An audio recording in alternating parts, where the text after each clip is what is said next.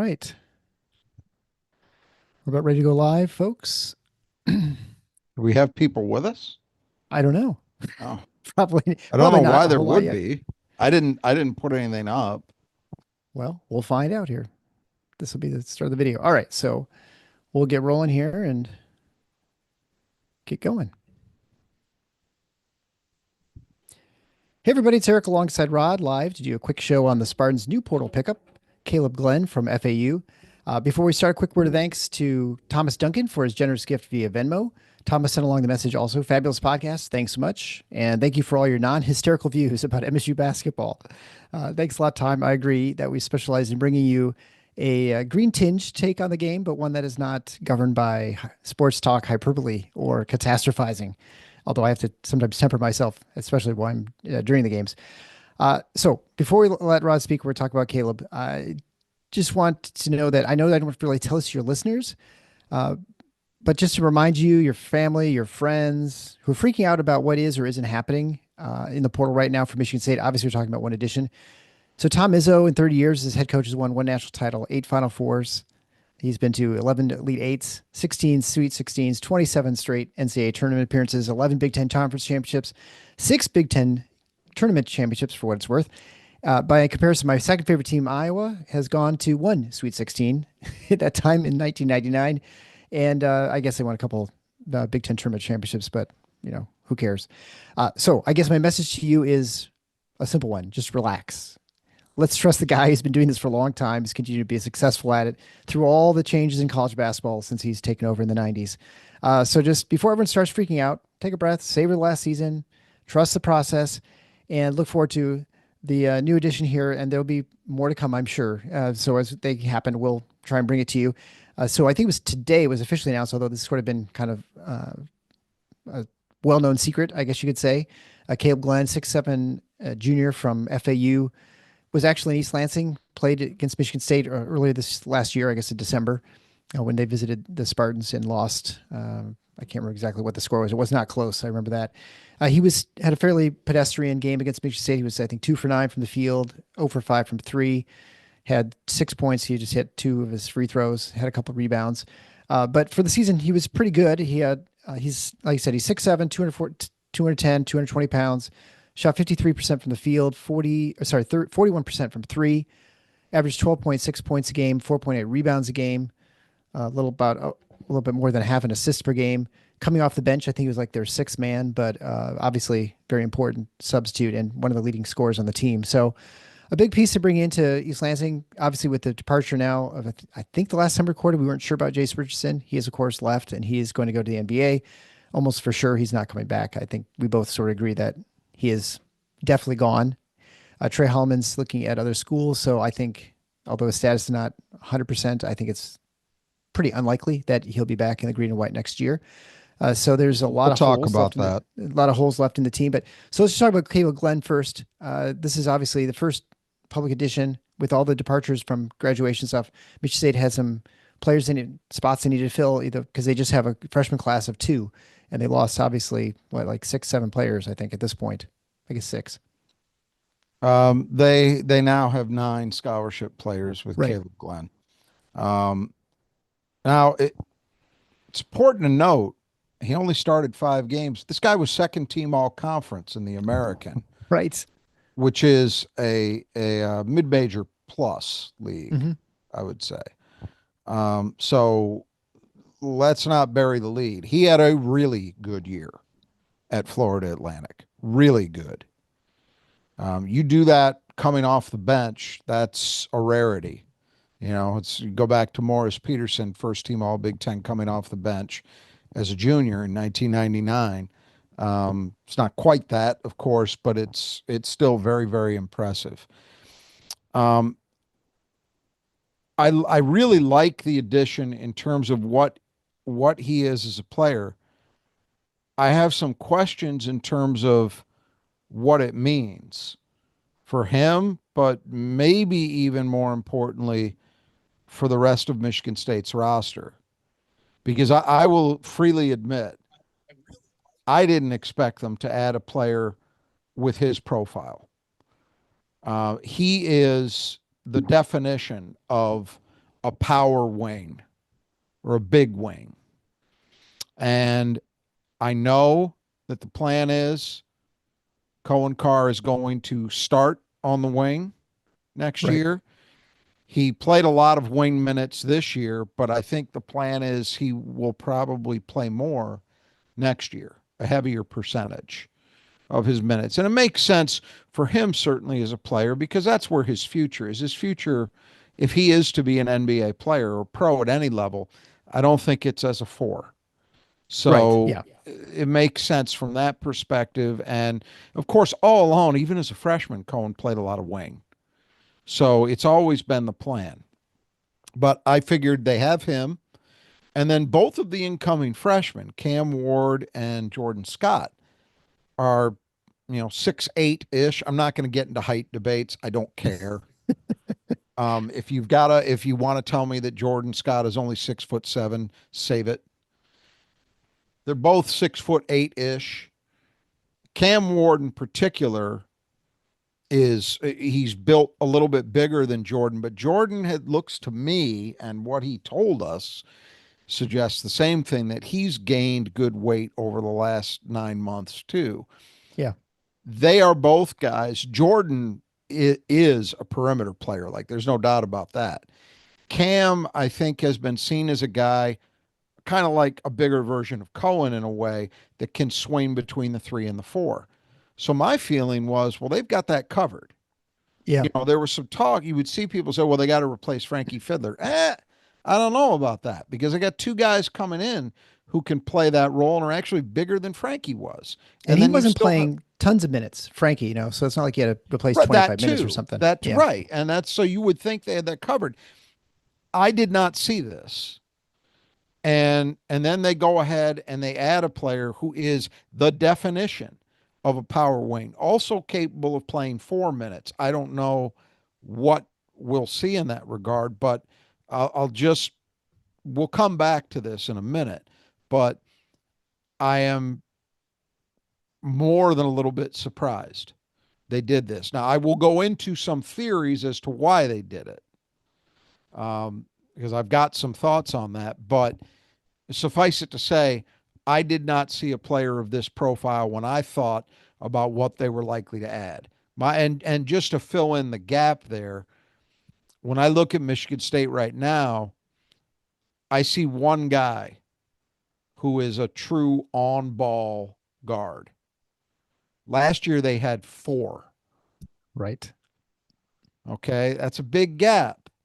Now, maybe Kurtang has shown enough in his season mostly spent on the scout team that the coaching staff is convinced he can be a partial answer there. Okay, that's not how I've thought of him. I've thought of him as a guy who was primarily a traditional Michigan State wing, a guy who was a shooting threat, maybe could give you a little bit of something off the bounce and then defend and rebound. I did not see him as a guy that was any kind of combo guard, but maybe they're convinced that he is, which would be part of it. But even if you say that's true, they're still short in guys that are, Ball maybe it's handlers. possible that they think Jordan Scott can help some because he does have some ball handling capability.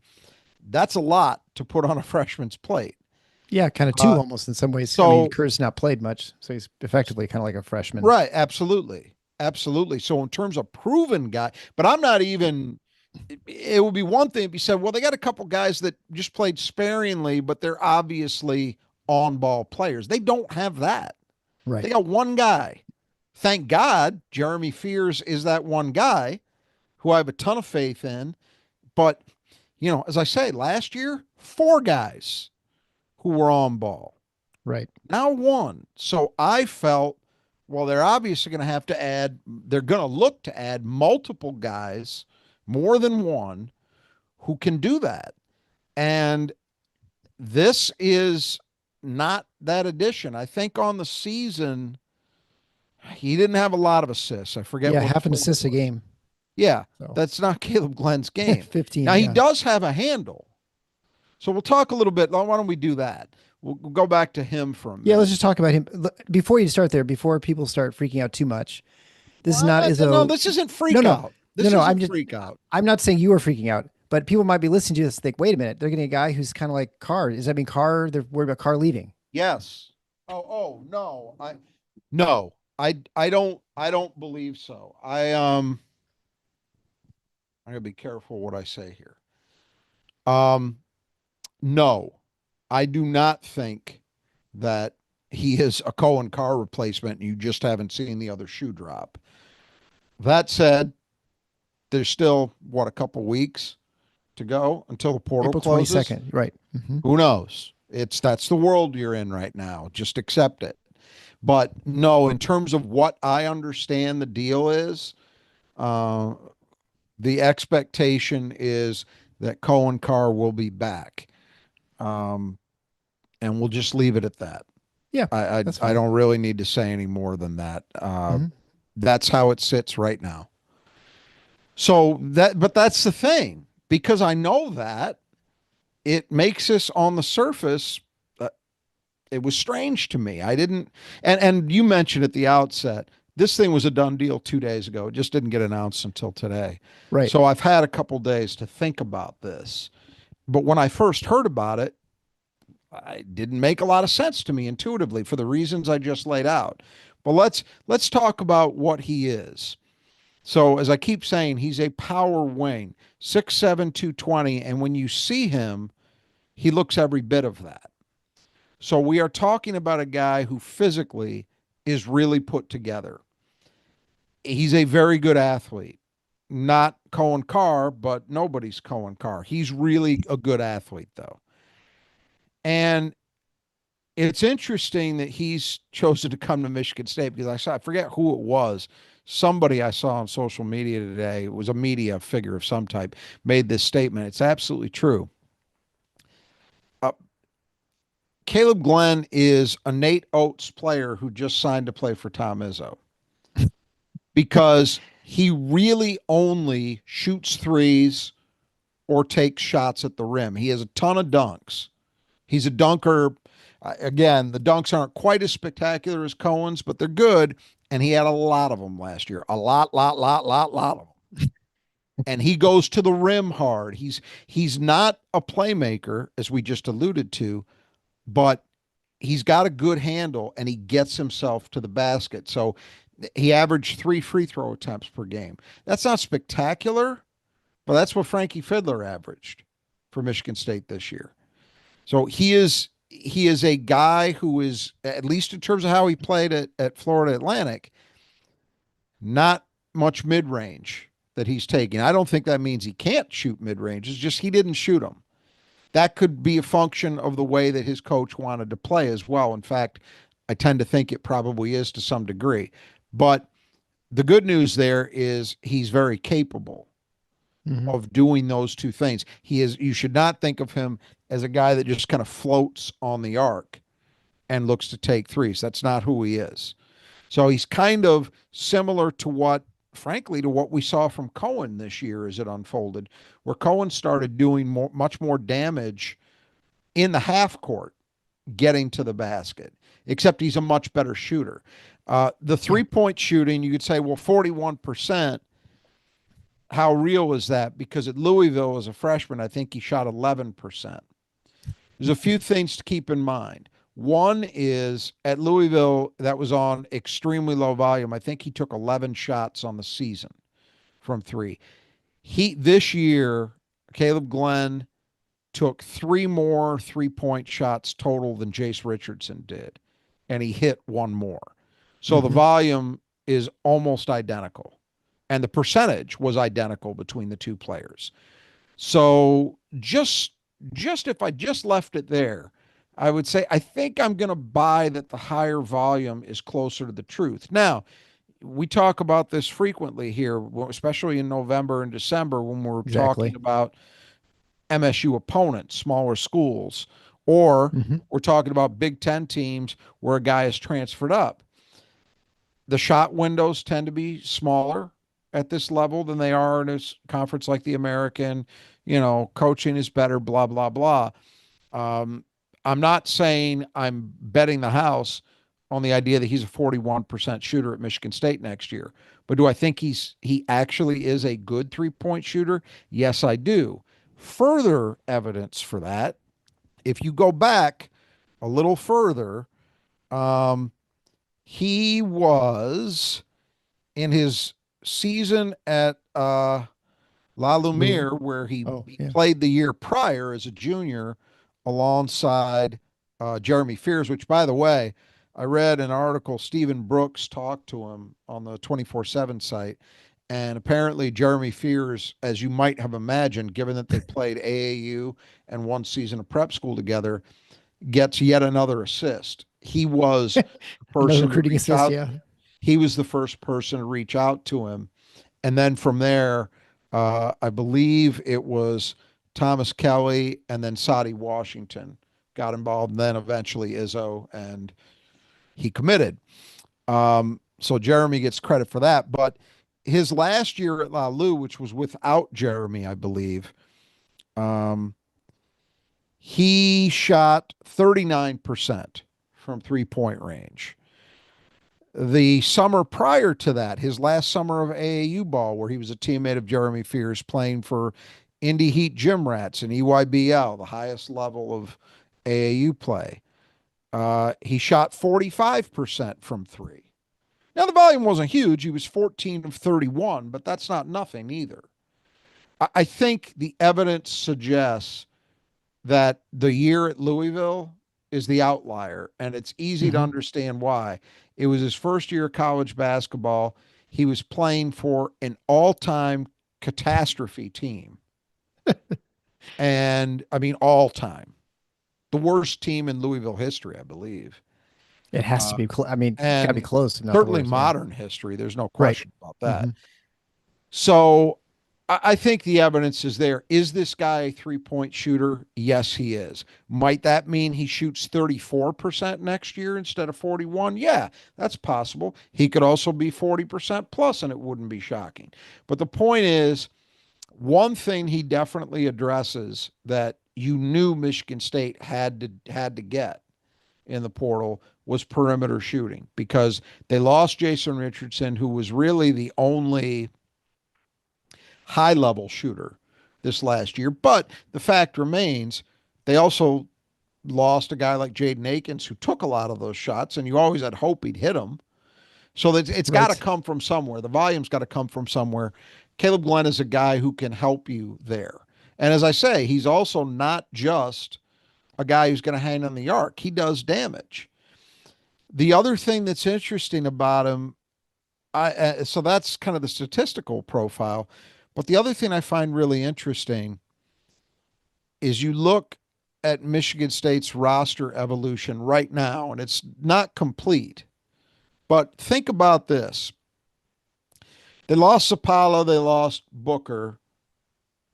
Those are two guys that, in terms of minutes, I think were ninth or 10th or eighth and ninth on the team, Probably. way Yeah. down the list. Okay.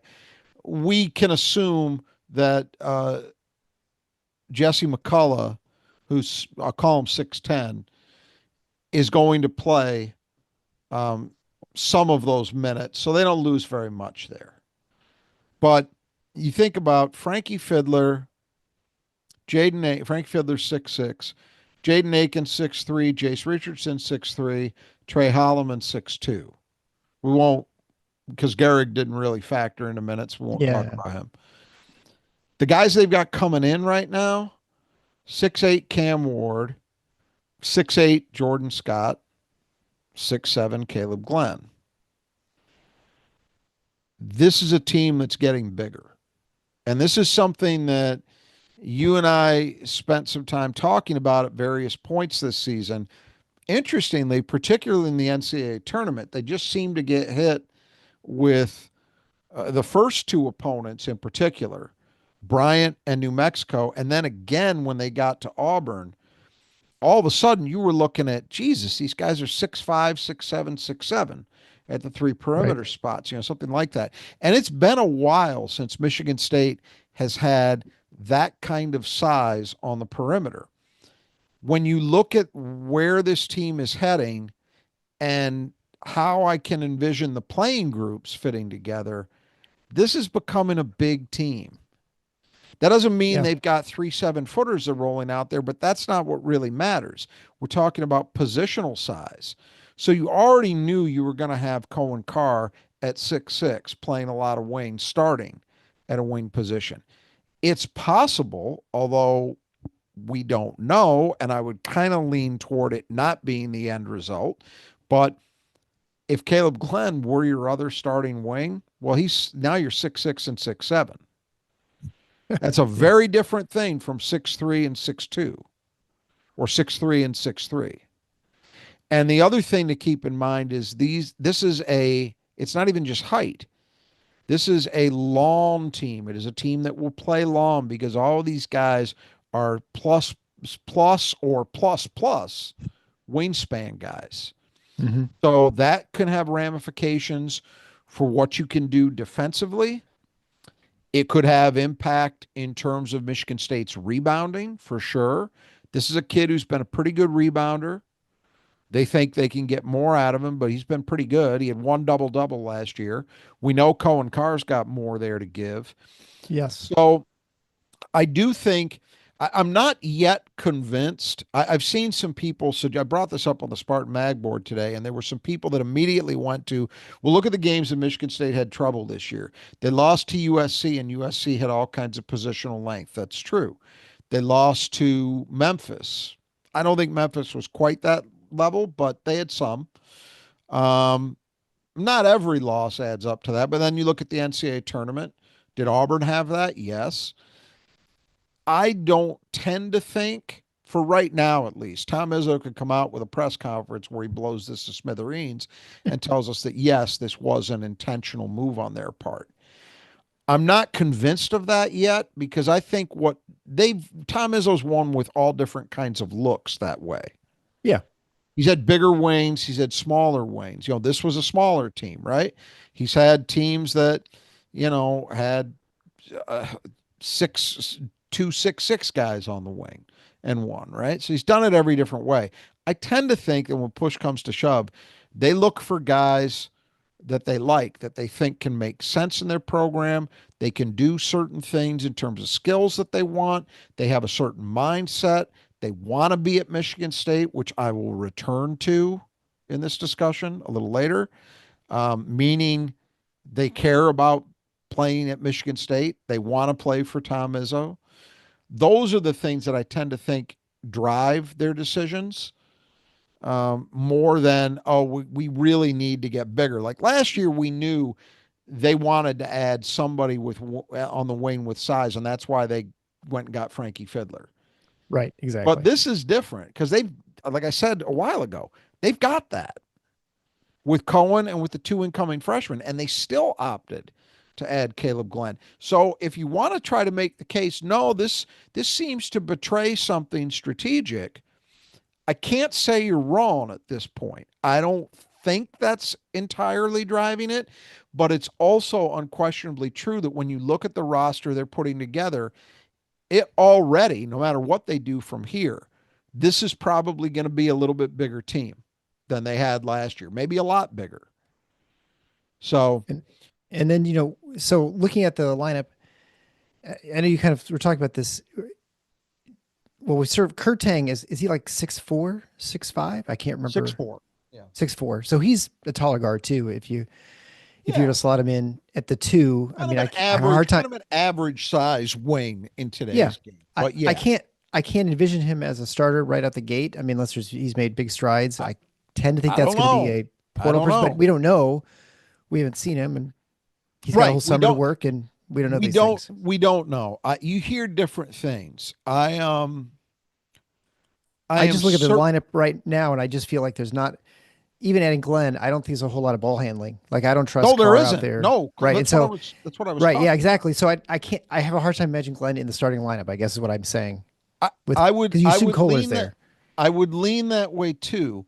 But here's the other thing you got to think about.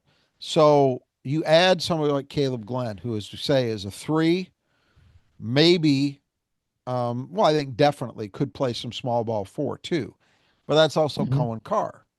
So What does this mean about Cohen Carr?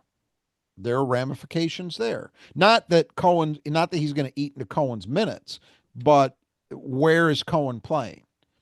There's that. What does it tell you about the role that Cam Ward in particular, also Scott as well, but really Cam Ward, as a guy I thought, well, he's got a real role to play as a 3-4 on this team. What does this mean for him? What does it mean for Jackson Kohler? What does it mean for Carson Cooper? Because Right. when Yeah. if you started talking about, well, they're going to play Cohen at the 3 and they're going to give Glenn some minutes at the 4.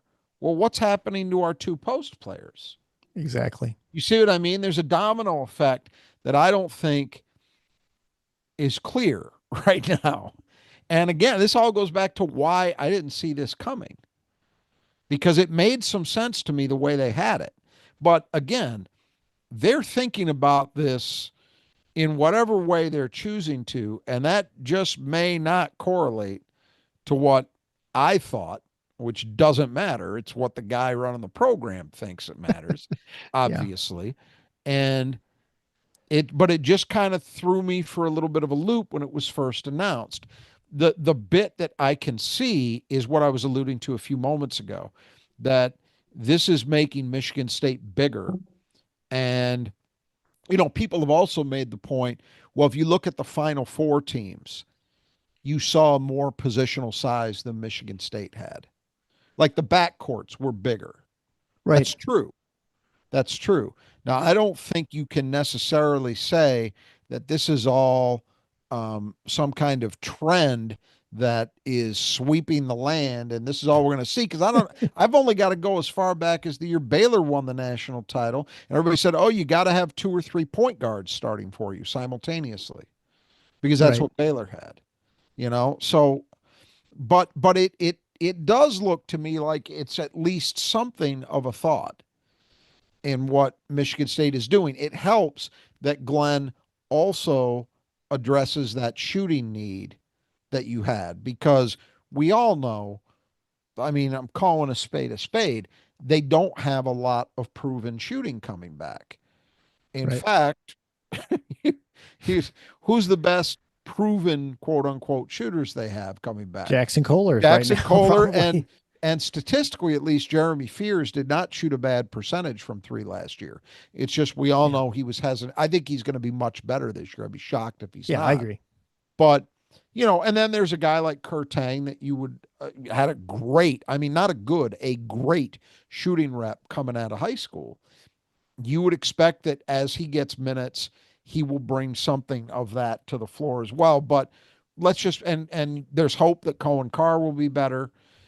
So you could see some internal improvement happening, but they needed to add shooting. There was no doubt about Yeah. that. And that is Right. something Glenn gives you, along with his size, along with all these other things we've talked about. So the other thing that's worth mentioning here, I mentioned that um, he's got experience playing with Jeremy Fears, and obviously Jeremy Fears vouched for him clearly.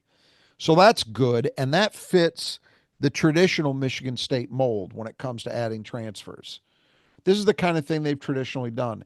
Guaranteed, it's beyond question. Michigan State's coaches have actually seen Kaleb Glenn play a lot, because they would have seen him in both prep school and AAU when they were watching Jeremy Fears. Exactly. So they've seen him a lot. Jeremy's played with him.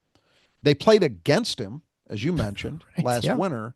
So that's all, again, very traditional Michigan State stuff. You get guys that you feel you have a really good read on.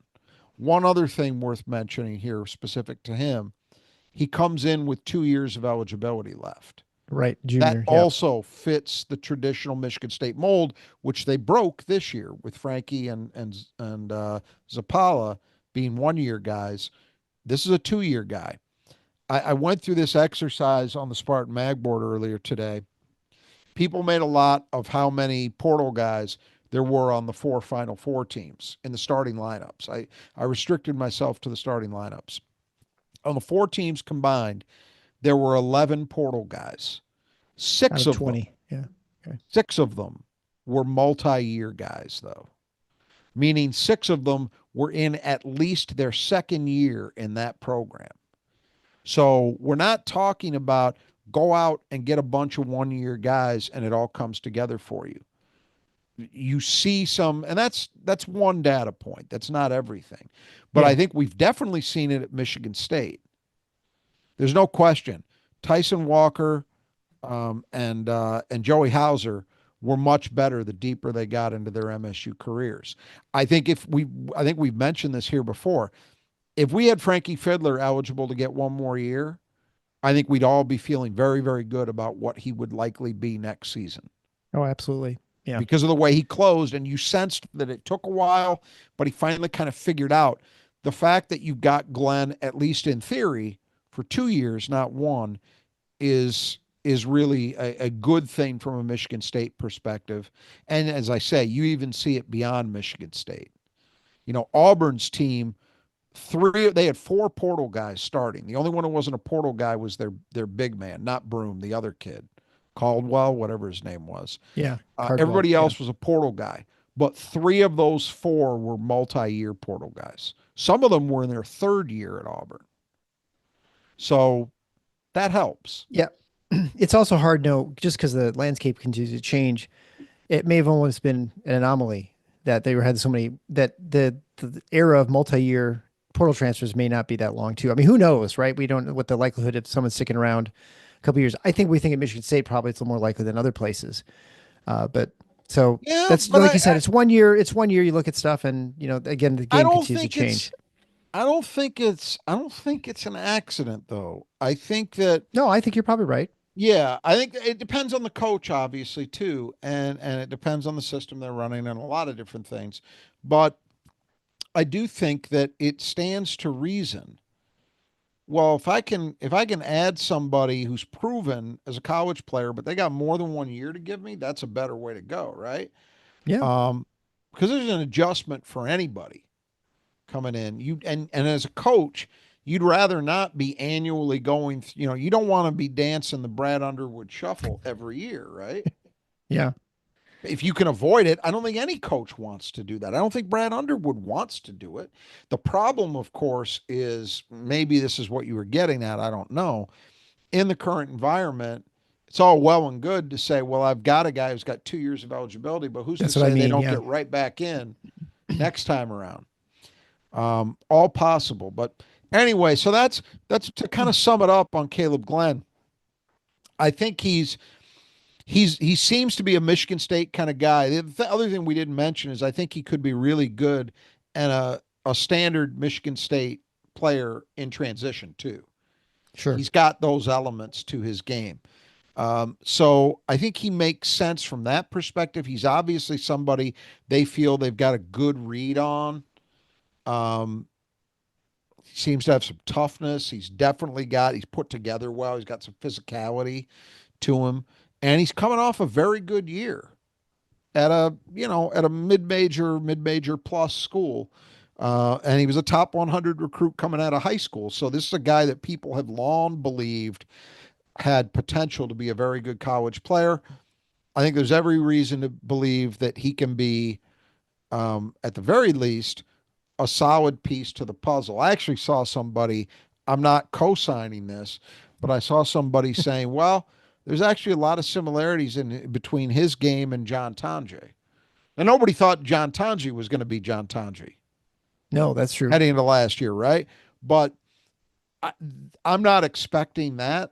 But this is a guy who, like Tanji, has the tools to physically be a problem. If you want to compare him to another guy I thought about when I watched tape on him today, and again, I don't think he's this level of player, but there's some Terrence Shannon to him. You remember how, Terrence Shannon his last year was actually a very good perimeter shooter, and he also had that ability to just straight line Yeah. take you to the rim. There's a little bit of that here. Again, I'm not expecting Big Ten Player of the Year numbers by any means, but that just gives you a frame of reference to the kind of physical tools he has and maybe a little bit about the style of his play. So I think it's a good addition. I don't think there's any reason to be anything but pleased by what he could potentially bring to the mix. All right. Well, before we transition to our next part, I just want to talk to you about it as we transition to a new season. It is, of course, spring. It is time with all the rain. Make sure your gutters are functioning properly. The Brothers Adjust Your Gutters is a fantastic sponsor of our show. They do fantastic work, whether it's your home or your business. If you need gutter work done, contact the Brothers Adjust Your Gutters because guess what? That's all they do. They just do gutters. So they're experts at that. They won't try and sell you anything else, windows or shingles or something like that. They'll come out and do the job, whether it's cleaning things out, repairing it, replacing it, whatever it might be. They can come out and take care of it. Again, if it's a big job or a small job, they'll take care of it. Even if it's just cleaning stuff out, putting leaf guards on, whatever it might be. As a listener of the show, you get 10% off if you go to our support page at thefinalfours.schedule.com/support. There you can get links for Kurt or Greg, depending which side of the state you live on, and they can come out and get you an estimate. Mention Final Four again, get the 10% off. All right, so I guess the next obvious question, I guess we sort of just alluded to it, or I mentioned at least, Michigan State is clearly lacking ball handling. Yeah. Doesn't sound like Glenn is your solution there. Sort of guy who could probably handle the ball a little bit. We've seen Carr. We have not seen Teng much, and we saw him a little bit. He came in spell Aikens. Was it Big Ten tournament? I can't remember where it was that he came in and gave him a couple of minutes when Jaden was not playing well. That one game, was it Iowa? I can't even remember now. It was in the But first anyway, half of a game later in the season. Yeah. I think it was Iowa, but anyway, it doesn't matter. Except that we've seen a little bit of him, but not much, and only the coaches have seen him really, and the reporters who are watching the practices. So they definitely need some ball handling. That's an obvious pick. There's every reason to believe that Trey Hollman, who would be fantastic to have back on the team as a backup point guard, it kind of seems like that ship has sailed. Is that kind of how you look at things at this right point too? I don't know. I'll go into that. I'll amplify that more thoroughly, but it sounded like you had more to say. So No, I was okay. simply Well, just let's going to ask start. that. Let's Yeah, start let's just with talk about the that. ball handling because Let's start that with seems to that. be the obvious place to look. Let's start with Trey Hollman because there's no question about the ball handling. As we said, you got one guy who's a proven ball handler. If you want to assume, put a best case scenario on it and say, well, Kurt Tang's actually got more than people assumed when he committed to Michigan State. Okay, that would be two. You still need more. Yeah, Um, Izzo does not want to not have a point guard. We've seen well, that. yeah, We've that's seen the that thing. story. That's a bad story. Right, and there's no. I mean, even that year they had some guys who could at least try. Yeah, They don't. Yeah, right now there's no question they're adding more guys. There's no question. First of all, they've only got 9 scholarship players at the moment. They're not going to go right. into a season with 9 scholarship guys. I would venture guess minimum 2 more. There Hmm. almost have to be. Yeah, I don't think they're going to go in with fewer than 11. It just doesn't make sense. And you would think right now, at least for sure one, maybe two, that have some on-ball ability. So we'll start with that. The first thing people usually want to ask is, what about Trey Hollman? Is it possible that he could come back? right. So I'll just tell you what I know without giving away anything that would be um, inappropriate in terms of exposing people or what have you.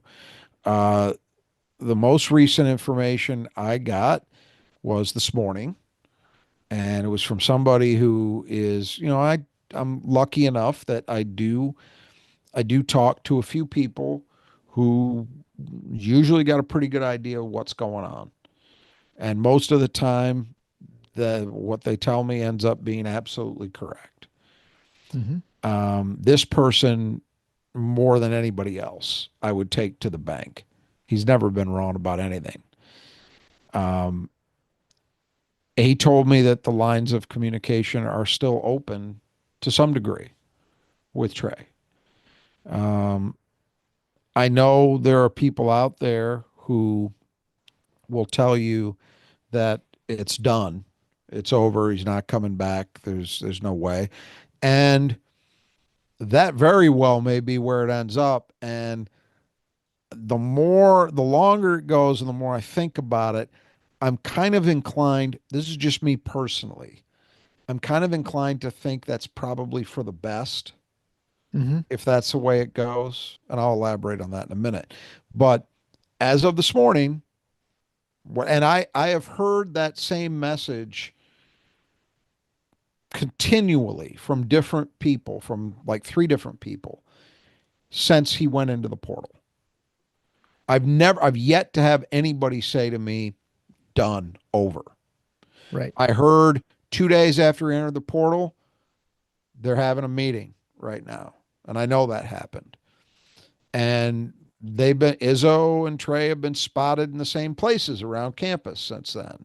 Trey is still on campus, which, you'd say, well, he's got to finish out the semester. Yes, but, you know, it's also worth noting that it took a long time for there to be even any mention of other schools in the mix with him. And then finally, a few days ago, let me see if I've got this right. It was North Carolina, North Carolina State, Villanova. TCU, No, one TCU. Drawing a blank Baylor, on, huh? No. Yes, Baylor. I think it some was Texas school, Baylor. I That's think. right. Yeah. It was Baylor. Okay. Well, North Carolina's already out. Apparently, his visit there has been canceled because they just added a guy from Colorado State. So North Carolina appears to be off the table already. The other three all make varying degrees of sense. Baylor just lost their starting point guard to BYU in a $3 million check, reportedly. Gee. Well, I'm gonna get back to that too. Yeah. $3 million, I mean. Right. Um, and NC State has, of course, Will Wade, so you can imagine they'll be ready to make a strong ass offer to Trey. We'll see. Um, and then who was the other one we had in there? Villanova, Kevin Willard. Villanova, yeah, with Kevin Willard, who certainly seems like the kind of guy you want to hitch your wagon to. He's, straight square dealer. Always going to tell That's you the truth. sarcasm, folks. Um, so I don't know. I, as I say, the people that I have talked to, again, one more time, as recently as this morning, and we're recording this on Thursday, what is it, the 10th? 10th of Um, April. Yep. Probably should point that out early yeah, so people know when we're talking about. yeah, because things might have changed since we started. But Exactly. Right. continually, I have heard from multiple people that there's still some level of communication going on. Now, I mentioned a second ago what my own thoughts have kind of evolved to. And Tom Izzo is going to do what Tom Izzo is going to do. So if Tom Izzo decides that it makes sense and he wants Trey, he wants to welcome Trey back, and Trey wants to come, that's how it's going to be, right? This is just Hmm. my Rod's opinion talking about this. I kind of feel like the Rubicon has been crossed. Yeah. And I say that because I try to envision what happens now if in the Champions Classic, Trey's on the team, he goes out there against, I think it's Kentucky next year that they play, and he goes 0 for 8 from the floor and he has 4 turnovers and 2 assists. Right. This fan base will eat him alive. Yeah. Then He's eliminated the goodwill he had accumulated it's before. Yeah. all gone and it's Hmm. terrible. I feel terrible feeling that way. I personally, I'm not saying this would be me. I mean, I think most of our listeners know that. You would not hear me doing that. I'm just telling you, I know this fan base. And truth be told, it would probably be true almost anywhere, given the same set of circumstances. They will eat him alive. And then unfortunately, much as everything I've observed tells me she's a good parent with her heart in the right place. I think his mom has shown a tendency to, again, just my opinion, she doesn't give a shit and doesn't care and shouldn't care.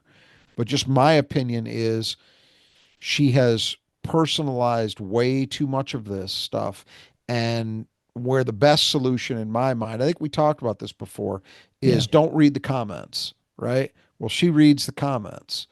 And if it did happen that he had a bad night, which is inevitable, those will happen, and things get ugly, I think she feels a compulsion to get involved, and it does nothing but make it worse. Yep. And you just get into a cycle that starts to feed on itself. I think if he goes somewhere else, the clock restarts. You know, Yeah. that's my 2 cents. Doesn't mean anything about what Michigan State can or will do. I'm just saying that's kind of how I see it from a fan perspective and for what I think would happen as it would play out. He Yeah. would have No, to that's have reasonable. an unreal season to completely get past that stuff. Yeah. I mean, it would have to be Cassius Winston plus to bury that stuff completely, I think. Yeah. Because No, you're probably right. I there'll hadn't be a thought about that. cohort of people that are just waiting for it, you know? Yeah, absolutely. No question. Yeah. So And so no, that's what and I think about Trey Holloman. Now again, that doesn't mean he won't be back. And again, there are people out there that will tell you flat out this is over, this is done. I, I sent this message to somebody I was talking to about this stuff tonight, and we'll see what you think about this. You were there with me in February. I've said this before here, where we got told about this whole deal way in advance yeah. and that this was coming, and we didn't believe it. But what we were told was, yeah, he turned down an offer for a lot more money last year. That won't happen again. We're now week and a half, and in portal time, that might as well be 3 years because these things Right. tend to happen pretty fast, right? Especially when now this bit I can't sort out the truth on because you hear different things from different people. But when he first entered the portal, there were people claiming he's had an offer for 2 weeks that he agreed to or longer. I've heard people claim longer than that. We never heard that. Yeah. But there were people who claimed that he already had an offer in hand before Michigan State went into the NCAA tournament. For Arizona Well, I think State, right? well, that was then it became people started talking about Arizona State. Well, clearly that hasn't happened, right? Right. Because otherwise he'd be there. Right. Yeah, So exactly. it occurs to me, did maybe his agents overplay their hand? Yeah. I don't know. Now, here's the part that's hard for me to understand if that were to be the case. And it's why it's occurred to me, but I'm not sure I believe that just yet. Maybe we'll find out that's the case. But for right now, it occurs to me as a possibility. I'm still a little bit dubious about it. If you look at what Trey Hollman is as a player, even with your most critical lens on, this is a guy who's been a key component and at least a part time starter on a Big Ten champion and an Elite Eight team. He is, in my opinion, a high level defensive guard. Yep. He is a guy who can be a leader of a team. He's proven that. He was a captain of that team that did all those things, co Hmm. captain. He can run an offense pretty clearly. He can do that. Now, we would have issues at times with some of the decision making, but there's no question Trey's an actual point guard. He can Oh, run yeah. a team. And offensively, it's fair to note that the 3-point shooting declined this year. But at the same time, and I haven't looked at stats to confirm this, but anecdotally, I felt this way and I've got to believe it's the case. This is the best he's ever been in terms of getting to the rim and finishing. So I I think think even so. though the 3-point shooting declined in terms of efficiency, I do think he became a more well rounded offensive player this Yeah, year. his twos and stuff inside the lane. I mean, he Yeah, taking way that's more what of I those mean. this year. Yeah, right. So I agree. you put all that together and you put him in this environment with the numbers people are throwing around. I can't imagine that he wouldn't be getting serious Will Wade style offers. Maybe from Will Wade himself, but you know what I mean? Like Yeah. it just doesn't seem to me like people saying, "Oh yeah, you can't get anything more than 600 grand." I just can't believe that given what he's already done. So that's why it occurs to me just because of the way it's unfolded that maybe they overplayed this, but then I think about what this market, how ridiculous things are, and Yeah. I just think, how could he not be getting significant offers? Now, there's always another element to this too, which is and many of us, I think, have gone through this experience.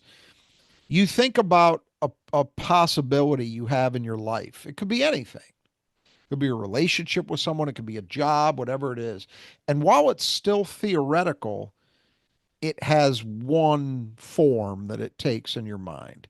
And Hmm. then when it's on the precipice of becoming actual, sometimes it can take on another form. And I wonder if that's maybe in play. That maybe, the longer you have to start living with the idea that, hey, this environment I've been in for 3 years is over and I'm going to be going somewhere else, maybe you start to rethink that. I don't know. This is all pure speculation. Sure. The Yeah. stuff about the stuff about communication continuing to go on, all that, that's not speculation. That's real. But the rest of it is just me shoot from the hip. Yeah. But it's a weird but as I say, what I come back to personally is none of that really matters. It feels to me like it's best for him and probably best for MSU too at this point if he goes somewhere else to finish his career and hopefully has a great year. And Trey Hollman, this stuff is all really, really unfortunate. I don't like that it's happened. I didn't think it would happen as of 2 weeks ago. Right. Um, and does it affect the way you're going to view his career? Yeah, probably to some extent it does, but it doesn't erase what he was over 3 years. And I don't personally feel any kind of negative feeling about him as an individual at all. No. And I could acknowledge great things he did for Michigan State's basketball team while he was part of it. But it just feels I don't know how you feel. It feels to me like we're at a point now where yeah, it probably should end. Yeah. Well, no, I think that's a good point. I hadn't thought about that. And his mom is not certainly not like a Dre Gibbs Lahorn. His mom, I guess, was extremely critical of the coaching staff after games on Yeah, social she's media again. never done anything like that. Yeah, she's That's not to been be critical of totally the coach fair to staff. her. She's critical of the fans or whatever we'll call them, people on She social media saying she stuff. defends her son, She and does, that and is a laudable. I want to be clear it's an about that. understandable reflex of Mama Bear, Yes, right? Protecting it's the a cub, but you should it's that is not something to take lightly that she actually cares about her kid to that degree. yeah. That's all something personally. If I knew her, I would be, hey, pat on the back for But sticking up for your kid. you're driving But yourself crazy. You don't need to do that. it doesn't work.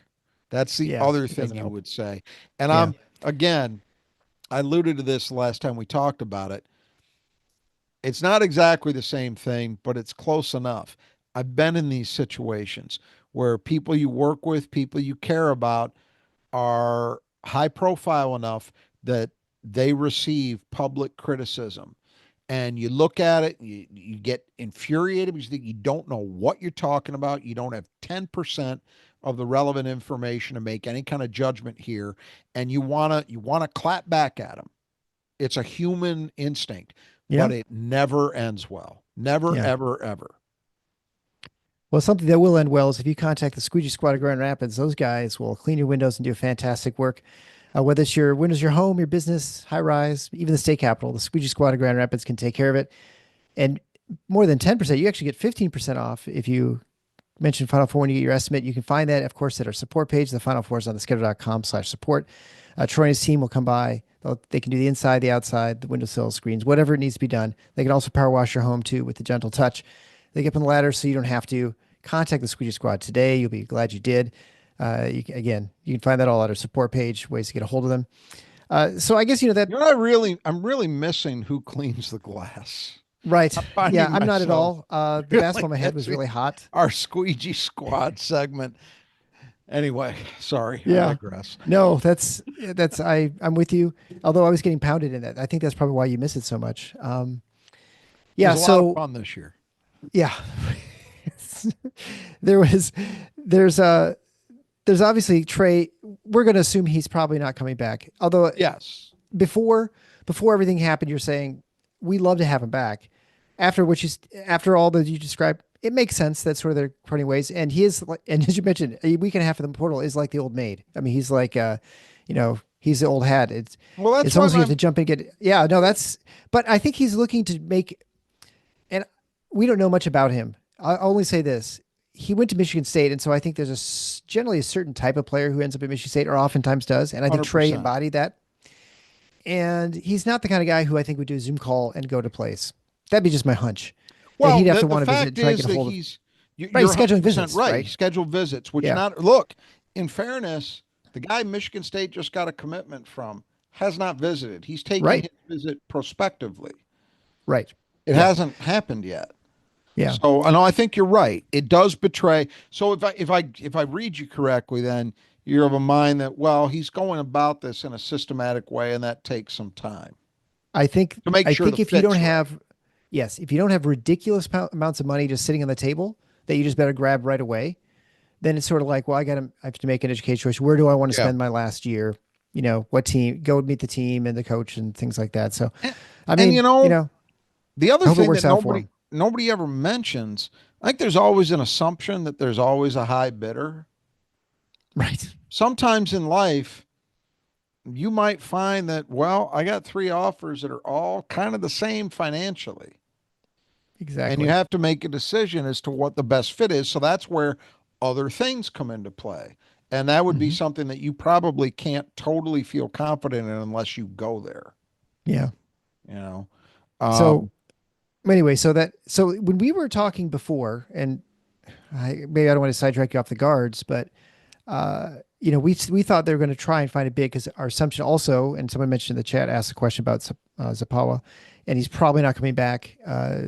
There, yeah, there's not been any talk I about don't it, so think I that's think probably happening. that ship has sailed as well, I and don't that's think that's yeah, I don't whether it's think not the that's eligibility happening. from the NCAA. If that's the case, My McCullough, assumption is that probably what they were looking at was a long haul appeal, yeah, and it could be one or both of these things. It could be that Michigan State said, "Well, we can't go with that much uncertainty until this would be likely to be resolved." But actually, probably more the case is Zapala probably doesn't want to live in that limbo. yeah, Which we've never really thought about very much, but that's a perfectly valid reason for saying, you know what? I don't think I want to do that. he's I'd getting rather married. He's right. He's absolutely got getting other stuff on with going his on. life. Yeah, Um, so yeah, that I look, I still think it's entirely possible, and frankly, I hope to see it that they add somebody with real size, basically like he was, like a 7 footer with some girth, with some weight, but who can also move well enough to play the way they want to play, um, and who's comfortable being in that same kind of role whereas Apollo was, or maybe even a little bit less. But you'd like to see them have that kind of card to play because it was really, I mean, he ended up being so much more useful than I think anybody outside of that basketball office anticipated this year. yes. And yeah, his role kind of declined a bit as the year went along, but it was still great to have that option, you know, Hmm. in certain matchups against certain opponents to have a legit 7 footer who you could stick out there, who could do a credible job defending in the post. You didn't have to change the way you played to accommodate him because he moved well enough and he'd give you a little bit on the boards. He could, contribute a bucket or two here and there. That was really nice to have. And I would like to see them with that option. I think Jesse McCullough is going to be really good. Everything I hear suggests that they think he's going to be really good. They thought he was better But than Booker at the end of the season. It sounds that's like. what you hear. Yeah. Yeah. But but I don't know if you want that. First of all, I don't know if you want that to be the only additional option you have with size. Because we talked about this becoming a bigger team, right? And that's true. Yeah. But the other end of that is right now, they've got three guys who go 6'10 or bigger. And Yeah. that's if you think Jackson is actually 6'10. Um, He doesn't play 6'10", that's for Coop, I sure. believe, is 6'11. And Yeah. Jesse is 6'9", 6'10. We'll say 6'10. They could use another big body, I Hmm. believe. So I think that's going to happen. But that's also the kind of, think about it. They got Zapala May or June last year, I don't even know late. that we thought they were even looking for to add We another didn't. person. We Yeah, didn't. so he sort of just That came was out a of nowhere. late addition. Yeah, So for the kind of player that I think they would look to add, that's not a rush job. If the right guy came available, it could come earlier, but that's not one you feel the same sense of urgency as maybe some other spots because they're yeah, not looking for someone to even come in and be a 20-minute a night guy. It's not even that kind of role. right. And that may So, be just sort of dependent what you other find. Kay Kizzle on YouTube just left a comment asking a question about pursuing Glenn Quinn, point guard for the Loyal Chicago. Uh, this is interesting because this would be taking a player from Drew Valentine, right? yeah. Uh, I I mean, I guess he entered the portal, so maybe Drew Valentine. He'd certainly have it. They'd know about him. They'd know all they needed to know. I'm sure Drew would tell them about the player, but I wonder if Izzo would want to do something like that, or he'd ask first. You know what I mean? It seems like a little bit interesting situation. It's a good question, and I don't know the answer to that. I'm kind of inclined to think that as long as there was a feeling that there wasn't anything nefarious going on, which there never would be in that kind of scenario, you would think that there would be. I guess I don't know for sure that Izzo would rule those kind of things out. I know that there were a couple of times back in, if you remember the quaint old days of the grad transfer rule, Yeah. before this really got wild. There was a player, a kid who played at Okemos, Travis Bader, who was a phenomenal 3-point shooter. And he had deep familial connections to Michigan State. And there was a year, and I can't remember exactly what year it was, but there was a year to me that it really felt like they could really use another shooter on the wing, not as a starter, but a guy who could be maybe an eighth man and give them a real. Hmm. And this kid, like, I think he led the country in 3-point shooting percentage one year on healthy volume. He was legit. And I remember thinking about and talking about it, like, yeah, that would be a great addition in the grad because he was eligible to do that, to use the grad, and he ended up going back to Oakland anyway. But you wondered about that at the time, like, would Izzo Right. take a guy who had been with Campy? You know, don't know. Um, I mean, obviously, with a year in between, it went the other way when Rocket Watts ended up at Oakland. Of course, he went to Mississippi State initially, but Right. um, I don't know. I don't know the answer to that. But I got to tell you, it's it'll be interesting what kind of player they add because this is my 2 cents on what they need. What they think they need is what actually matters. Right. But Right. as Sure. I see it, um, I think ideally you want to add. You're not going to find Jase Richardson out there, obviously, They didn't even know they had Jase Richardson when they had Jase Richardson. but I think you want to add somebody that can score, so they're an off-ball player, but can also help you on ball, Right. or like a Trey Hollman was another Tyson example. Except I Tyson think Walker. I think Tyson Walker would be a really good example of the kind of player. Absolutely. You don't know what size that comes in, what size package that comes in, but that kind of addition, I think, is what makes the most sense to me. Because you were talking earlier about, well, it's kind of hard to envision Glenn and Carr both starting. I agree. Because I think that means you got one guy that can actually handle the ball. With obviously Cohen and we assume Kaleb they're not turnover machines, but they're not playmakers. They're not guys you are going to run ball screens with Right. regularity at least, just for starters. So I don't think that's realistic to think that would be the lineup they would go with. So that means you need somebody who has a scoring mentality, but can also you put the ball in his hands, and he can make some things happen for himself or for others. So to me, that's the kind of player they're looking to add. Now, could they add someone who's more of a pure point guard? Yes, and I would be in favor of that too, except it's going to have to be somebody, if they're not a player who's capable also of helping off ball, then it's going to have to be somebody who's comfortable coming in knowing, hey, this is a limited role. Right. Because Jeremy Fears is going to play, I I think with the equation they've got going now, you're probably looking at, I would, and I'm pulling this out of my rear end, but 28 minutes a night. I was going to say about 30 is my guess. Yeah, Yeah. somewhere in that range, right? Right. It's So you're talking about not a huge role for that kind of player. So that right. to me is secondary than finding somebody who, yes, can help on ball some, could play, 12 minutes of point guard if you need it, but who more than that is going to be someone you look to score. Yeah. Now, where do you find, who is that player? Where do you find him?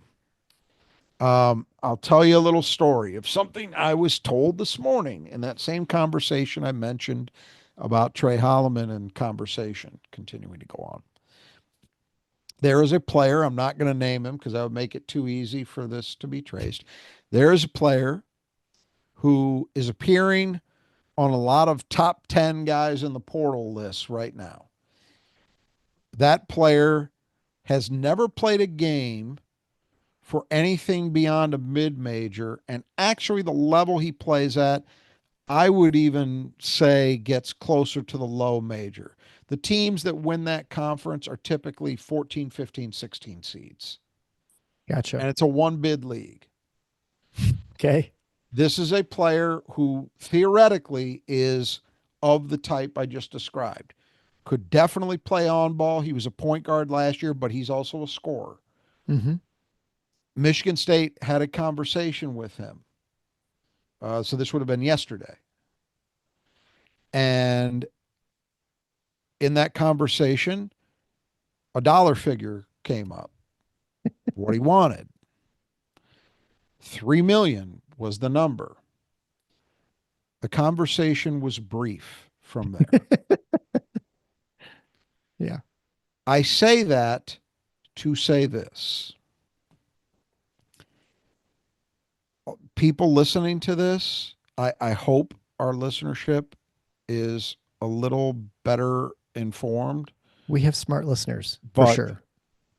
there are many in this fan base who either don't understand it or willfully refuse to understand it.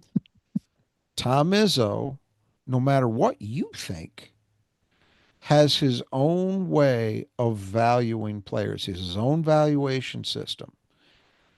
And when that Trey Hollman thing came up in February, what was the other thing that person told us? Tom's not going to get into a bidding war. He's not going to get into a bidding war. I'll repeat it again. He's not going to get into a bidding war. They have their somebody I know who's very informed about this stuff said it. He said they have their own valuation. They're going to stick to that. And if something is getting beyond that, sayonara. Right. That's how they will operate. You can dislike that. You can absolutely, with every fiber of your being, hate it. Isn't going to change. Not as long as that guy's running the program. That's how it is. So when you're coming up with your favorite portal candidate that you've never actually seen play a game, by the way, which is usually the case. For most of us, yeah. Well, for the vast majority of us. Right. Right. Keep that in mind. This player that I just alluded to a second ago, given the hype that I've seen around him, and I just saw a notice this evening before we started recording that he's supposedly down to his final whatever list of schools. Looking at that list of schools and hearing the way he's been talked about, it will not surprise me if he gets that kind of number Mm-hmm. from somebody. Wouldn't surprise me. Given what we're hearing, is he worth that? Well, there's this old thing about what are you worth? You're worth whatever anybody's willing to pay you. That's objectively how we establish worth in a market economy, right? There's no Right. Yes. debating that. But Tom Izzo's got his own valuation, and he didn't think this guy was worth that. Yeah. Now, you will hear people talk about some of the reasons why that's the case. And other people will want to argue their way past that it shouldn't be. That, for example, the fact that Tom Izzo is conscious of keeping his locker room harmonious, and he believes that if you go crazy with this kind of stuff, especially with guys you're bringing in from the outside coming in and you're paying them more than guys who have been around, that you run the risk of really disrupting your chemistry. And then people say, "Oh, how do all these other schools do it?"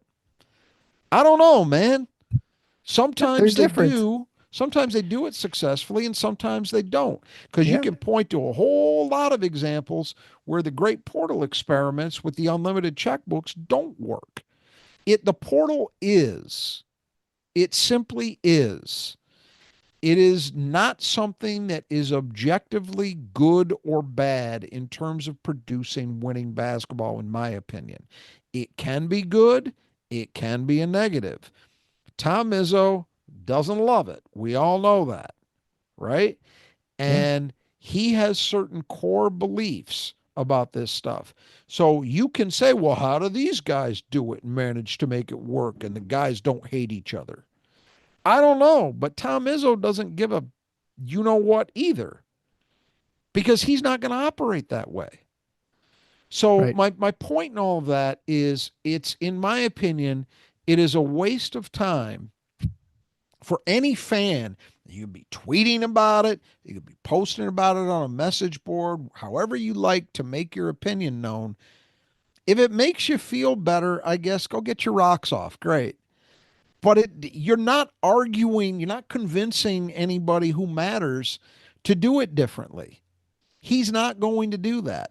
Another thing to keep in mind, Michigan State firmly believes, just as they used to and probably still do, believe that interest from them was used in conventional recruiting against them, that Michigan State being interested in somebody caused others to up the ante to compete with them.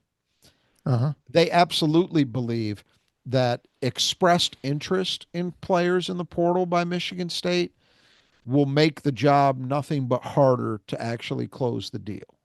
Sure. Now, it's not a perfect system because agents, we all know, and if you don't, get a clue, do a lot of talking. The vast, vast, vast majority of what you're reading on the internet about portal interest from this guy or that guy or the other, it's coming from agents. Right. That's the reality. They want their 10% or whatever it is. And then the Yeah. money and yeah, all those details, it's coming from agents, right? So there are sometimes situations where you can't keep, the cat gets out of the bag, right?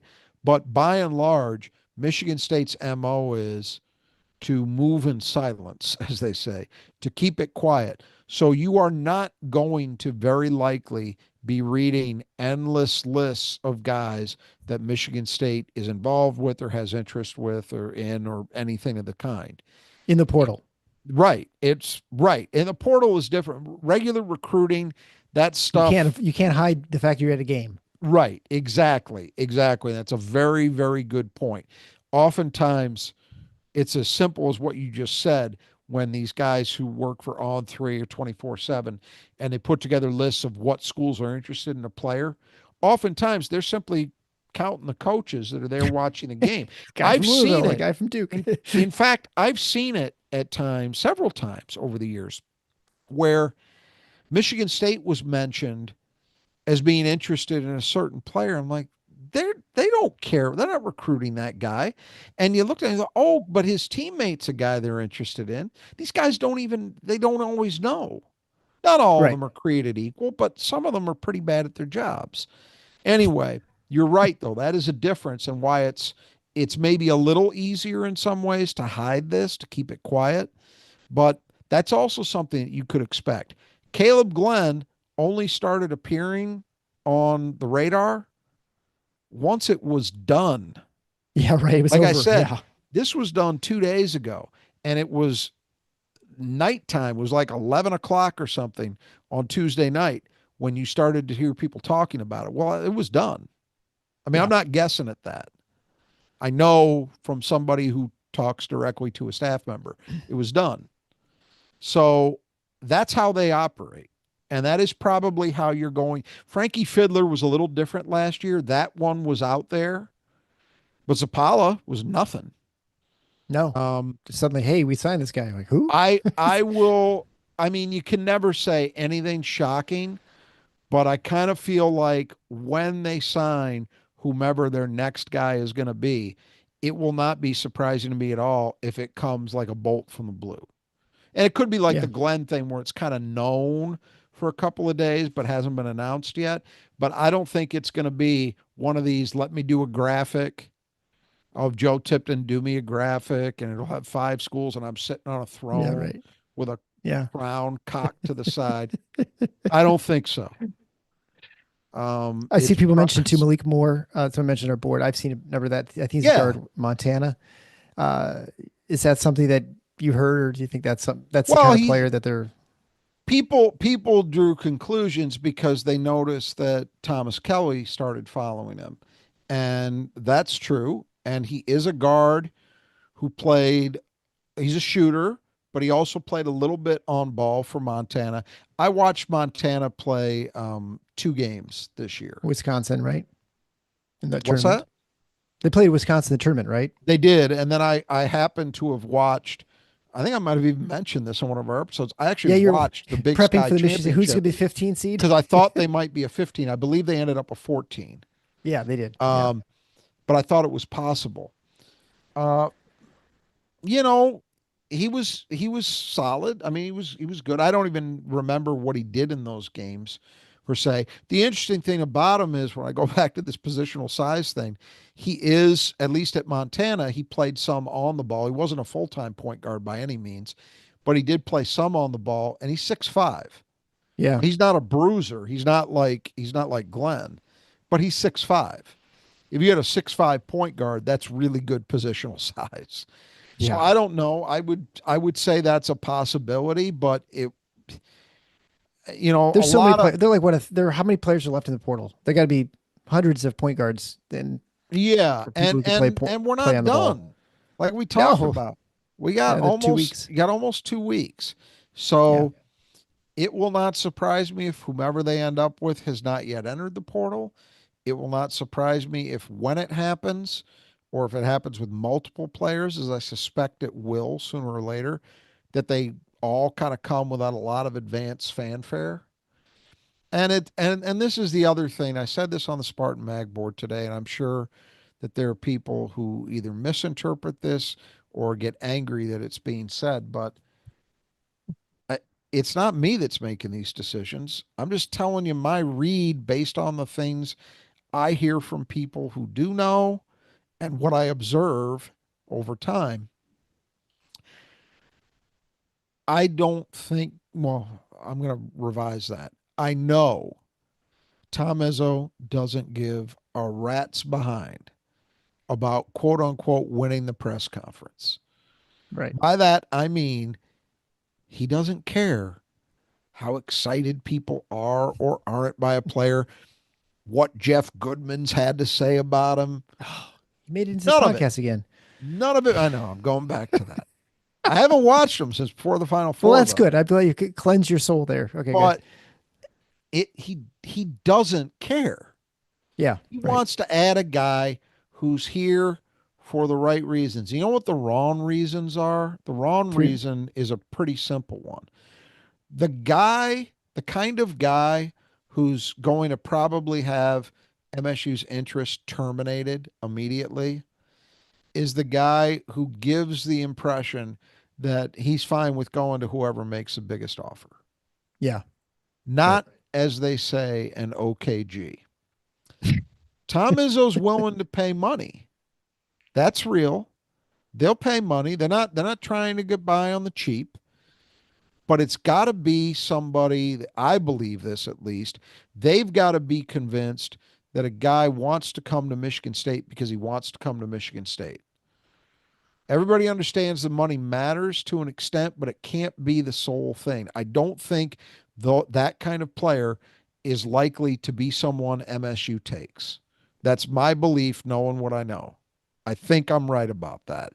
And so when you approach it that way, that is going to eliminate a good percentage of the high level guys, Right. because a lot of the high level guys in this thing are simply looking for who is making me the biggest offer financially. And it doesn't really matter beyond that. And that's why you see stories like, AJ Storr at I was going to Kansas. mention AJ's store. Yeah. There's lots of those stories. Ballo at Indiana. It's funny too how Freddie Collins or the from Michigan, right? Or the Frankie the Collins. Ballo thing. I was thinking about this today. Yeah. You remember how flabbergasted we were? Jesus, Indiana's paying Ballo $2 million, and now $2 million. Forget centers. Like I mentioned, a quote unquote high level guard is demanding $3 million. This Right. thing achieved escape velocity from what had come before in record time. Like even a month ago, I don't think anybody was thinking that we would see the kind of numbers we're seeing, but that's where we are. So, anyway, I think Michigan State's not concerned about winning the press conference. They are concerned about getting someone they feel fits into their thing. Are there those guys out there who have the talent to be very important additions and would fit within Michigan State at the same time? Absolutely. I'm sure of that. But they're going to be very intentional Yeah. in terms of how they go about this. And so when I see fans throwing names at walls because they see stats of somebody who said they just entered the portal, that's not going to get you to the answer. It just Yeah. isn't, What do you think you about this know? guy? Yeah. Right. No, that's They're quite no they're going unquestionable. to add guys, and I don't know who that player will be. I'm reasonably certain they're going to add, I would think, a couple, but we don't. There's no. I can tell you this with all honesty. I know one guy that I've eliminated, the guy I was referencing who asked for 3 million. Right. Um, and frankly, I got to say, I mean, when you haven't done it at anything more than a lower level D1 conference, I don't know that I'm convinced that anybody should be paying you that. God bless you for getting 3 million for Yeah, that. God bless them. Hey, somebody's willing to do it. Great, take the money and run, man. But I just and look, you could get lucky. I mean, Danny Wolf came from a league like that, and Mhm. Danny Wolf had a great year. He was an All Yeah. Big Ten level player, so sometimes it works out. I'm just saying that if Michigan didn't pay Danny Wolf 3 million either, so No. I don't know. That number would make me a little nervous. But I know it's not going to be that guy. I have no idea. God's honest truth. Yeah. If I knew, I wouldn't be able to say. If I knew guys that they were deep in, I wouldn't be able to say anyway. But I really don't. There's no list that I've been made aware of at this point of guys that are. I'm sure they have their own internal list, but I haven't heard anything about it. And that's Yeah. by design because they're not talking to anybody. Yeah. But They're definitely looking. rest assured, I think they're going to get somebody that can play. They're going to get some high quality player who fits in the program. Yeah, I think that's a Uh, safe bet. You'd be surprised if it doesn't work out that way. And then how all the pieces fit together and all that, we'll have plenty of time to talk about that. As I say, if your position right now as we sit here is, boy, really need some more ball handling and maybe a little more shooting too. I'm there with you. Yeah. But where I don't get to is, you know, Black Monday style, throw myself They're off a broke. They don't have any rooftop money. They're not panic. willing to pay their players. Oh no. I just don't know. I'm not getting there. Yeah. Even Well, if if you you thought Michigan State was going to was going to operate at a lower end of the market, even if you thought that, aren't haven't there been enough examples, even in the Big Ten, of guys where I mentioned John Tanji a while ago when we yeah, talked about Glenn. he was the second choice, right? In some Nobody respects for cared. Wisconsin. No, Yeah, nobody cared. you That guy never was know. arguably the best player in the league. That's the thing. This idea that there's is it a little more predictable than recruiting? Maybe, but I would Yeah, some argue in some ways it's maybe less. yeah. Oh, you have at least some track record. Which reminds me, if you want great track record in apparel, you should contact Nudge Printing. Fantastic garments. I've got one right now. This Michigan State dunking Sparty, which you can't really see on camera too well. Super comfortable. They're screen printed, high quality materials. 20% off. You type in Final Four, just one word, when you go to checkout at nudgeprinting.com. Nudge Gabe and his team provide all the prizes for our contests, and all the people who have gotten stuff through our listeners. They're all very appreciative. In fact, they oftentimes don't even give them as gifts because they just keep them because they're so nice. But make sure you head on over there, check it out. You can also check out our own logo apparel too if you want our stuff. I'm not wearing it today, but we have our Tiff Knots thing. You can see the corner there. We've got t-shirts, sweatshirts, hoodies at nudgeprinting.com/TFFINOTS. You can also find a way, of course, getting a hold of that stuff on our website at our support page at thefinalfour.com/support. Uh, so obviously we got these players coming, and we don't know about the other pieces. I think it's also important to say that Michigan State is not broke. And I know people are always upset thinking that Michigan State's not willing to spend money. You mentioned about the bidding war, but it's not Izzo's money, whatever. It's, the collectives. But I think it's like you said, there are all kinds of other considerations people don't think about. They just think they see some player come and go. Looks like the right part. We don't know who's going to be great. John Tanji is a great example. AJ Story the year before, he was, pretty dominant for most of the season. There are a lot of players that you just can't expect. And then ones you think you can't miss. I mean, look at Indiana. They were kind of a Yep. disaster last year. Yep. Well, I guess you could say they were a disaster. I mean, for as Two much money as they spent, right. they had a completely dysfunctional team, and I will not ever again be fooled by you picking Indiana and then saying that they're not going to say they're going to be the second best team, but they're not going to be the second best team. Why anyone would listen to you about that, about Indiana? I And was maybe it'll be right though, different now. wasn't I? Well, you were wrong at the same time. You can't say they're going to win the Big Ten, and then I don't think they're going to win. I have them as Yeah, number one, I know. but they're not going to win the Big Ten. It's my little game I like to play with Indiana. Yeah, that's what Yeah, but lawyers, right? you're Yeah, right. It's this stuff is so difficult to get nailed, to get right. And that's true, by the way, for the coaches, because Izzo called it out in that great press conference he did a few weeks his ago. rant. He said, "This isn't recruiting, it's offers." You just saw it with Michigan State today. Now, the kid rightly said, "Look, I didn't need to visit. I'd been on campus." Yeah, well, he knows Jeremy really And he well. I knows mean, Jeremy, I'm sure right. he And feels so there's comfortable. Yeah, right. So that's a little different in that way. But the fact is, he didn't take a visit. That is not unusual at all in this stuff. If you remember the early stages, like the first year or so, I remember when Tyson was out there on the yeah. market, and it was coming down. I believe it came down to Michigan State and Kansas for him, and he was actually like taking visits, and that was not uncommon for how that stuff got handled. I think that a lot of that seems to have been dispensed with now, because people, again, because a lot of these guys are, and I'm not saying this, by the way, necessarily to criticize them. If that is your mindset, and you could be a perfectly good person and decide, I don't care where I spend the next 12 months of my life, I just care about maximum dollars, and everything else I'll figure out. That's totally fine. And you know what? There are a lot of us who would do the same thing in a real world scenario, much like Sure. that, right? So I'm not saying that, I'm just saying those kind of guys I don't think are fits for Michigan State. They're just not going to be. Yeah. So that's that's the environment that we're in, and specific to what you're talking about in the way of finances. There's two words that often get used interchangeably, and they shouldn't be because they mean very different things: can't and won't. Right. Can't is not operative here because I've heard this from I don't know how many people that would know.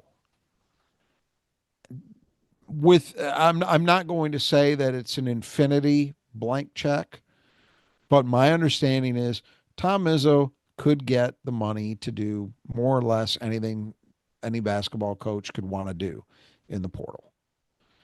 He could. I'm not saying again. I'm not saying that means there's a. It's not the Bill Knapp's bottomless cup of coffee kind of thing, Bill but Naps. Whoa, that's I'm going old school. wow. Only Uh, people around the lands here know but about it's that. well, I Oh, used to know somebody when I was in that bean soup college. was the greatest, I or used to know somebody in college. chocolate Those cake. of you Yeah. who are around my age or maybe even a little bit younger who went to Michigan State might remember there was a Bill Knapp's in, right around Frandor. And Hmm. I used to know somebody who was just obsessed with the bottomless cup of coffee at Bill Knapp's. So it's stuck in my mind forever. Anyway, it's not quite that when it comes to finances, but again, I've heard it over and over and over. I have no reason to disbelieve it. And I know the kind of alums that they have and the support that Izzo has from those people. Come on. But won't is an operative word. And as I say, Tom Izzo's got his own valuation of players. And you might disagree with it. You might say, hey, the market determines what somebody's worth. And if you want to get player X, that's the number you got to beat. Okay, that might be true as far as it goes. But Tom Izzo's not going to play that game. He's told you this. He's told us this, I don't know how many times, how many different ways. And then when you talk to people who know, they reiterate it. They're not going to get in bidding wars. They will pay what he believes is a fair number, tilted, slanted toward retaining their own guys. Because I'm here to tell you, somebody like Cohen Carr, Ugh. what I understand, I don't know the exact number, but big, Oh, big. I mean, I think I, I'm for three for him for sure. Yeah, maybe. I Right? don't know, but big, Yeah. significant, you know? Um, so they'll do that in those situations. It's not like they'll say, hey, I got $300,000 to split up among everybody. This isn't goddamn Central Michigan. It's real. But he has his own way of looking at these things. And if you're sitting around waiting for him to become a different person, you're going to get tired doing that because it's not happening. He is everything I've seen and everything that he does should scream it. He has a very much a set core belief system on how this stuff will operate in his program. End of discussion. That's it. It's his way or the highway when it comes to this kind of thing. And if you want him to get involved in these recruitments that really are just about who the top bidder is, that's probably not going to be one you're going to see MSU participating in. Right. It's that's that. But you know what? There are a lot of good players out there, and there are a lot of good players who I think do make sense in terms of what they're about and will be getting paid very well, but they're not making their decision solely based on that. And I think those are the kind of guys that you can expect Michigan State to be involved with. And I think it's important to point That out makes too, sense. if you're looking at this team this year, and you say, well, Izzo's not willing to go after the ball, or whatever the big players, he's not willing to go after in those big bidding wars. And what does that cost him? Well, point out some obvious ones. What are Jeremy Fears, Jackson Kohler, and Cone Carr worth in the market? What 100%. did he save by operating the way he does? Because I think if Michigan State got any of those three, the fans would be thrilled. But of course, they're on the teams, they know him, and they're just sort of they take it for Correct. granted that they're going to be around. Correct. I mean, that is a That's great old core to news. start with, right? But it's important that by Yeah. not going bidding and crazy and all these other players, you've Yeah. retaining these three players who are worth more probably than anyone you're going to pull it out of the portal. I mean, maybe not anyone, but likely that it's unlikely you're going to get that those three caliber players in the portal, certainly easily, and they're going to play together well, know how to play, within the system, et cetera, et cetera. So I think that's easy to forget and discount. It's like a bird in the hands or two in the bush or whatever, right? I mean, it's more valuable to have one It's than to just have the so potential at I'll others. draw an analogy from professional sports that I think makes a lot of sense here. Um, the Lions fan base has gotten very spoiled in record time, and in my observation, and there was a hue and cry. Now it's not over yet, but at least to date, that they weren't more active than they were in free agency. Well, big part of the reason for that is they got a bunch of guys coming up who they've got to do extensions for. Exactly. Hutchinson, Kirby Joseph, Williams, perhaps, Jameer Gibbs, if they're going to extend him. There's a lot of guys coming up, none of whom will be cheap. And they've got to balance those things. And you could say, well, they're in a cap environment. Michigan State basketball isn't, True. but it goes to the point you're making. You need to be able to handle retaining your own guys. And that's the kind of program, by the way, if there was ever going to be a bias, that's the one Tom Izzo's always going to have, because that means taking care of the guys who have already done it for you, who chose Yeah. to come here in the first place. You know, that means something to him. It doesn't have to mean anything to you, but it means something to him. And since he's still got coach next to his name, he's going to make those decisions for Michigan State. It's it is just funny though, isn't it? That and people are free. It's a free country. You're free to disagree with his philosophy on this stuff, on and on and on. But you just saw a season that could not more clearly illustrate the reasons why he believes the things he believes. Right? Could not draw it up any better. And everybody, you didn't see, and once Michigan State started winning, yeah, all of a sudden, not a lot of talk about, oh, we should have gone to get a 5 in the portal like we've heard the last several years in a row, or we Or needed this, or we needed to spend that. It all disappeared because Michigan yeah. State was having a great season. And then as Yep. soon as it's over, right back, It's like it didn't collective happen. amnesia. It just buttresses my belief nobody learns anything. There's no lessons learned. Um, People don't grow. They just revert right back to the position they were in 12 months ago. Well, And that's how I guess it's how it's going to be.